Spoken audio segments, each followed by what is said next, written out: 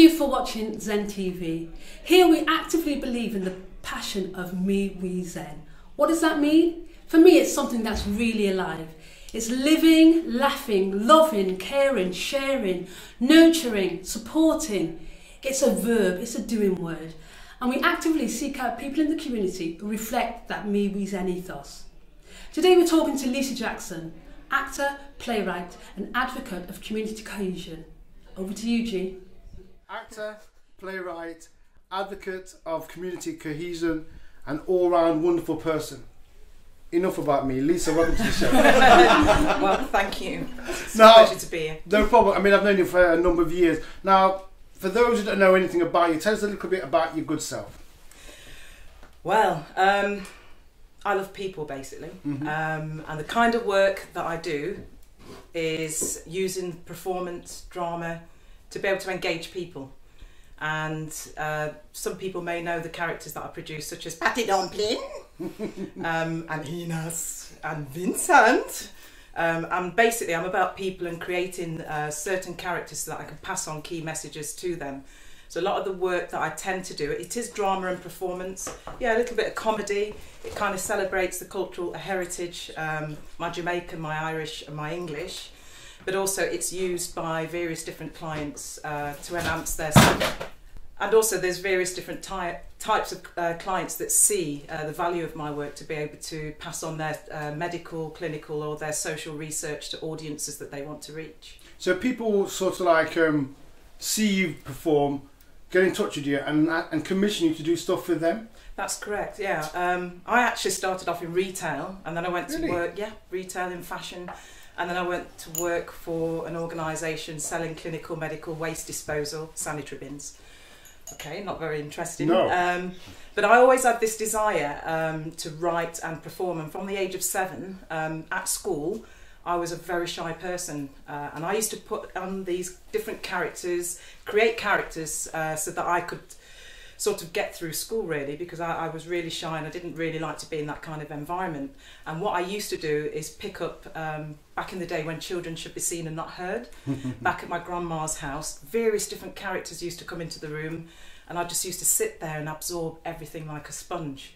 And going back to school, I would explain to friends of mine, actually, this is what happened at my grandma's. I put on a little voice like this until then. You know, these kind of things. And it sort of grew from a passion of doing that, really. And yes, now I get clients come to me.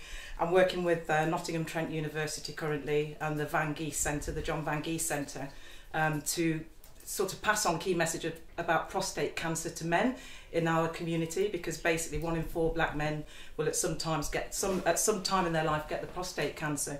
So I'm working with them to create an animation game, a computer app using my characters and transliterating the patois. So that for me is something really passionate because it helps to save lives. And some of the other things, such as the Patty Dumpling, I was commissioned by the British Art Foundation, who said to me, we like what you do you think you could create a character for us?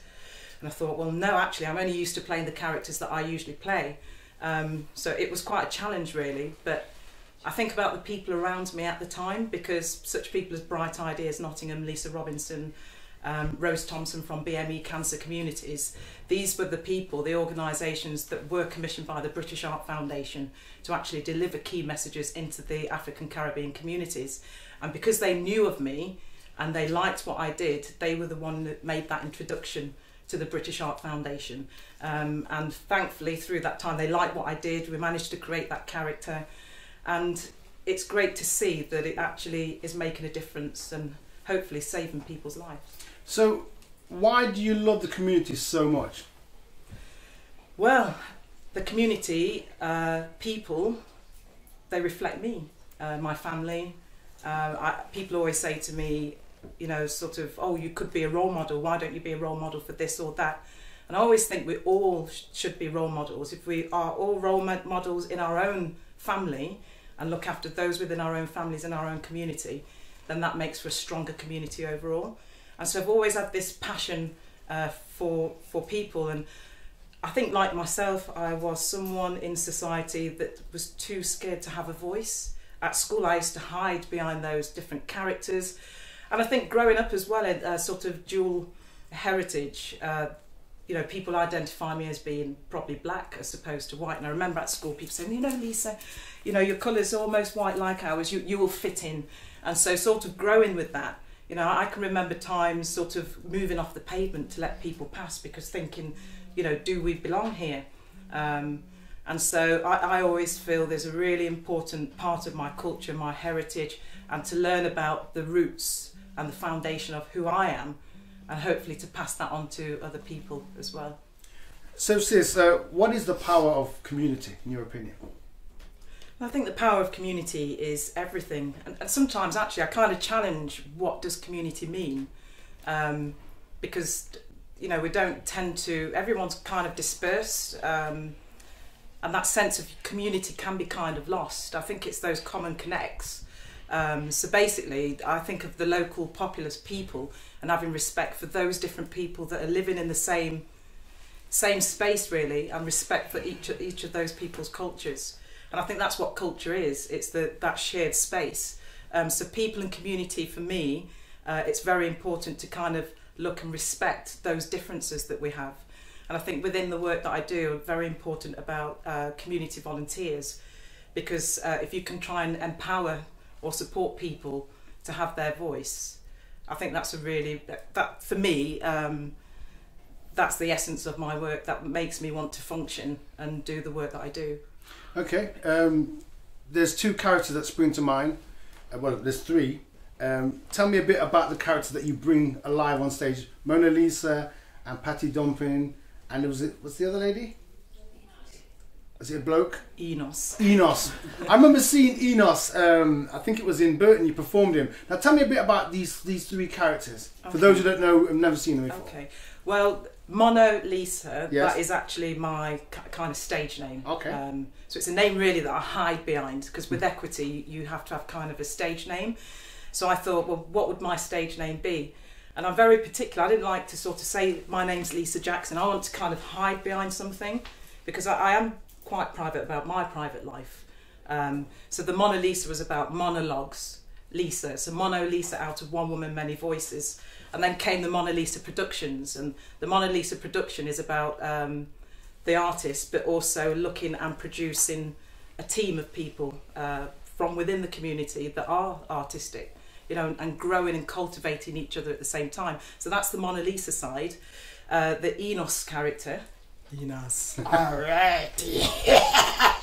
Anyway, I won't scare you anymore. I was very scared. Oh, God. The Enos character, I shared, from being young, my father always used to talk to me about Jamaica. He was brought up there from the age of 4 and then came over to the UK. And he always put into us quite a deep love for the place. So it was very important to him that we would visit Jamaica and visit our great-grandparents, which we had the pleasure of doing. And seeing these different characters and people made me realise that actually we're not alone. We come from somewhere. We are grounded and rooted. So this Enos character really is a collection, an eclectic mix of various different characters and people that I've met while growing up. And so it's kind of a lovable character. He doesn't get everything right, you know. Yeah, he will say certain words that don't make kind of sense, but people love him because he is true to himself. So that character is a bit of a sort of, he wears his Wellington boots, you know, he looks unshevelled, but he's got a real true heart. The other character, Patty Dumpling, I went to Jamaica a couple of years ago because I thought if I'm going to play this particular character, I need to play it with real truth. And if I take it to Jamaica and if they hate it, then I know that I haven't got the license to play that. Thankfully for me, it worked out quite well. My grandmother, Kate, when I came back, I said, you know, I took Patty to Jamaica. She said, you're brave, you're brave. But that character, Patty, it's about, again, that eclectic mix of people that I remember from the 1960s upwards. You know, she wears American tan tights. She's quite a big lady. And people say to me, but why, Patty Dumpling, why are you so big? And she says, well, make me lose 1/2 a rock stone. And it's the point of actually, because if you tell people you must lose weight, you must be careful about the amount of salt that you eat, and tell them this and that, they're not going to listen. So the idea about the Patty Dumpling is, yes, she is big, but she's trying. You know, she's trying to make these changes, and I think people prefer that because she's quite an empathetic kind of character. So yeah, so the Patty Dumpling character for me is it's not just sort of in the African Caribbean community. There's a lot of respect and sort of intergenerational and kind of cross cultures that character reaches, because it doesn't sort of, people don't laugh at the character, they laugh with her. And she reminisces about a lot of the proverbial sayings and the patois, because it's not often now we get to hear the patois. And I think if you can try and keep some of that alive, especially for the young ones, I think, you know, that's something really important for community. Fantastic. Okay, so there's a flyer in my hand, A Tale of Two Women, which is very nice. Now tell me a bit about this Okay, The Tale of Two Women. Oh, sorry, good So point. we say The Tale of Two Women. Two women, thank you. It would probably be Oman. So The Tale of Two Women, it's about two very different women's perspectives about the same man, Lenford, who passed away. Now, these two women actually loved him at different times in their life. And for me, it was really important to it's probably been the most challenging piece of work that I've done, because it's mainly, it's very emotional. It's not sort of all the laughs and you know, usually in my performances I play all of the different characters, sometimes 8. This is just playing 2 characters, one in the first act, which is Glorious, and the other one, which is Blossom in the second act. So I was very interested to sort of see the parallel between somebody who's been brought up in the UK, who have black heritage from Jamaica, and someone who was born in Jamaica. So for these two women, it sort of looks at their sort of ideas on belonging, sort of spirituality, and those kind of things. And so it's a really important play. It is sponsored by the British Art Foundation as well, and it kind of gets that message in there quite sort of subtly. If you think about Glorious, she looked after this man, Lenford, for quite some years. He lived sort of 72 years. The rest of his family, they died with heart problems way before then, but because she inspired him to make some changes, you know, he lived for that length of time. Whereas Blossom, when he was with Blossom, this is the woman that she attributes her ill health and her obesity to the man that abandoned her and her children. But talk to Blossom about his health problems, he would have said, oh yes, it's just something that runs in the family. You know, and that kind of conversation happens in the community. You know, if you talk to someone and say, yeah, my granddad died of heart disease, yeah, and so did all my brothers, and it's kind of just accepted without people challenging, actually, why is that? How does that impact on me? You know, I need to go to the GP and find out. So it's quite important in that aspect. So yeah. So where can we see A Tale of Two Women? So A Tale of Two Women, A Tale of Two Oman, is at the New Art Exchange in Nottingham on the 26th and the 27th and 28th of February. So there's 2 matinee performances at 1 o'clock. They're on the Thursday and the Saturday, and then 2 evening performances, Saturday and also the Friday, but they're sold out. Oh wow! So I'm quite pleased to hear that. Okay. So what's the tax on the available tickets that are available? Okay, so the tickets, we wanted to try and make this as affordable as possible. So you're sort of looking for £7 and just £5 concession. And the point of a lot of the work that I do, I say it's about people, and mainly I do some work within the schools with Equation, Nottingham Domestic Violence Forum, and I work with a lot of the young women.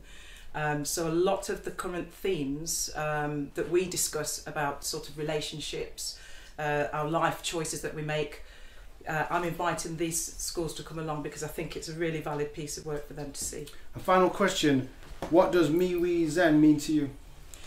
It means people and respecting people and people for people who are real people. Beautiful. Lisa, thank you very much. Thank you.